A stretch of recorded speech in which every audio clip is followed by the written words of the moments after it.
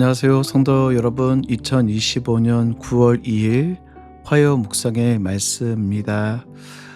벌써 9월로 접어들었네요. 한 해가 시작한 지 얼마 되지 않는 것 같은데 벌써 9월이라는 시간, 이제 3개월이라는 시간이 2025년도에 남아있는데, 남아있는 3개월 동안 또 유정의 미를 거두시는 우리 귀한 성도님 되셨으면 좋겠습니다. 오늘 묵상의 말씀을 레위기 11장 24절부터 47절 거룩이라는 말씀으로 함께 같이 은혜를 나누기를 원합니다. 레위기 11장부터 25장까지를 관통하는 핵심 원리는 바로 거룩입니다. 이는 내가 거룩하니 너희도 거룩하라는 말씀에 우리의 삶을 거룩하기를 요구하시는 하나님. 그런데 이스라엘 백성이 거룩의 삶을 살아가는 데 두 가지 핵심이 있습니다. 첫째는 몸을 구별하여 거룩하게 하는 것, 둘째는 스스로 더럽히지 말라라는 것입니다.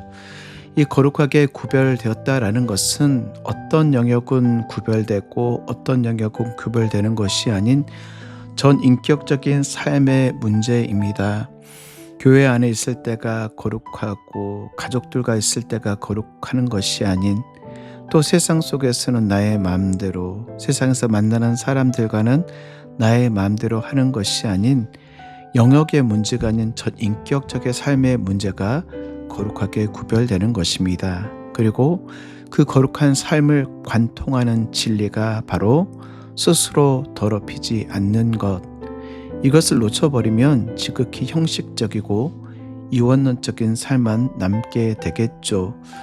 오늘 특별히 레위기 11장부터 15장을 묵상하며 우리가 거룩한 삶을 살아야 하는 구원의 백성이라는 사실에 주목하며 그 거룩의 영역이 전 인격적인 생활이라는 것을 깊이 묵상하기를 원합니다. 오늘 레위기 11장 24절부터 47절은 이스라엘 백성들의 생활을 부정케 하는 것을 규정하고 있죠. 24절부터 40절까지는 짐승의 죽음, 29절부터 30절까지는 이 부정한 짐승 8종류, 32절은 부정하게 된 질그슬은 반드시 깨트려 하고 먹기와 같은 것은 물로 씻어야 된다. 37절부터 38절은 샘이나 물이 고인 운동이는 부정하지 않지만 혹시 죽음에 담는 것, 죽은 짐승이나 죽은 시체가 닿은 것은 모두 부정하다. 그리고 39절부터 40절까지는 정결한 짐승이라도 예배용으로 도살되지 않고 그냥 죽은 경우라면 부정한 것으로 여기게 되어지죠. 뉴욕에는 굉장히 유명한 음식이 있습니다. 그것은 바로 할랄 푸드, 할랄 음식이죠. 이슬람 사람들이 자기들의 정한 뜻을 따라서 정한 방법대로 촉축되어지는 짐승을 먹는 것을 할랄 푸드라고 합니다. 또한 유대인들에게도 비슷한 짐승을 잡는 법, 먹을 것을 구별하는 방법들이 있는데 그것을 코셔 푸드라고 해가지고 할랄과 비슷하지만 조금은 다른 그런 코셔 푸드라는 게 있죠. 마찬가지로 정결한 짐승, 하나님이 정한 짐승이라 할지라도 정확한 방법과 정확한 의도를 가지고 도살되지 않았다라면 그냥 죽은 것은 부정한 것으로 여기는 것. 그리고 41절부터 42절은 파충류가 일으키는 부정을 다루고 있습니다. 결국 11장에서 말씀하고 싶은 것은 생활 속의 경건입니다. 그 이유는 오늘 44절과 45절, 나는 여호와라 너희의 하나님이라 내가 거룩하니 너희도 너희 몸을 구별하여 거룩하게 하고 땅에 기는 질짐승으로 말미암아 스스로 더럽히지 말라. 나는 너희 하나님이 되려고 너희를 애굽 땅에서 인도하여 낸 여호와라. 내가 거룩하니 너희도 거룩할지이다. 하나님께서 거룩하니 너희도 거룩하라. 내가 너희를 거룩하기 위하여 애굽에서 불러내었다. 이 거룩이라는 이 말은 히브리어로 카다시라는 이 말인데 이 카다시라는 이 말은 구별하다, 신성하게 하다, 정화하다, 준비하다, 봉헌하다, 분리되다, 거룩함의 뜻을 가지고 있습니다. 즉, 이 카다시라는 이 말은 구별되어지는 것. 그런데 사랑하는 성도 여러분, 사실은 이 거룩이라는 말은 우리에게 적용할 수 있는 말이 절대 아닙니다. 거룩한 척 할 수 있죠. 거룩한 척 행동할 수 있고, 우리의 목소리를 깔고 거룩한 척 행동할 수 있지만 우리의 본래 모습은 거룩한 존재가 아닙니다. 이 거룩이라는 말은 하나님께만 적용되어질 수 있는 말.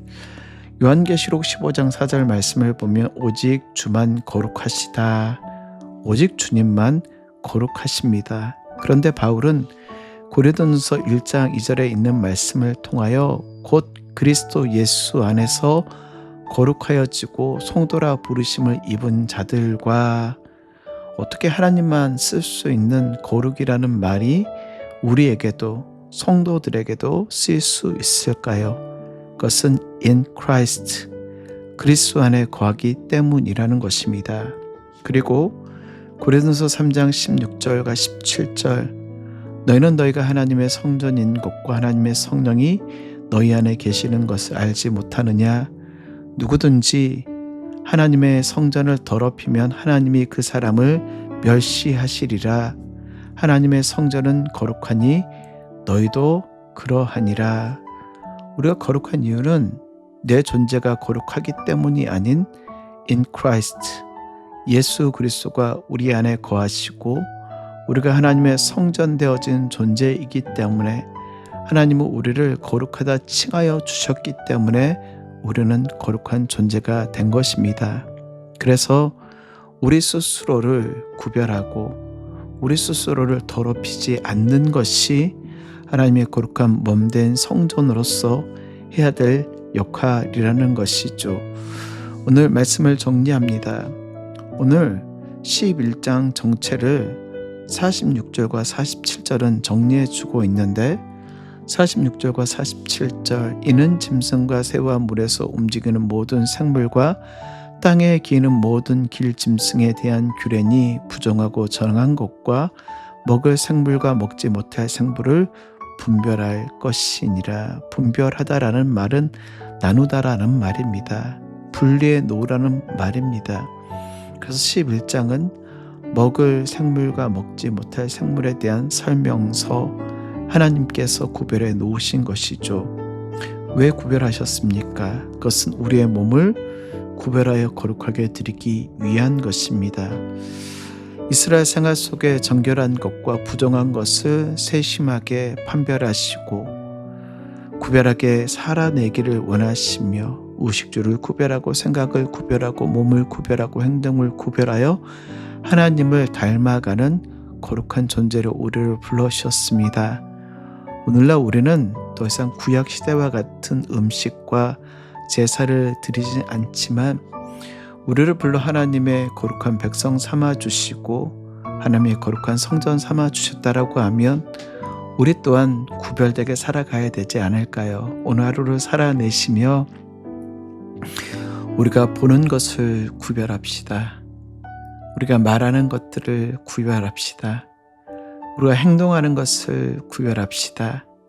우리가 대하는 것을 세상과 구별되게 하나님의 거룩한 백성, 하나님의 몸된 거룩한 성전으로 오늘 하루를 살아내실 수 있는 뉴욕 늘푸른 교회 성도님들 되시길 주의 이름으로 축복합니다.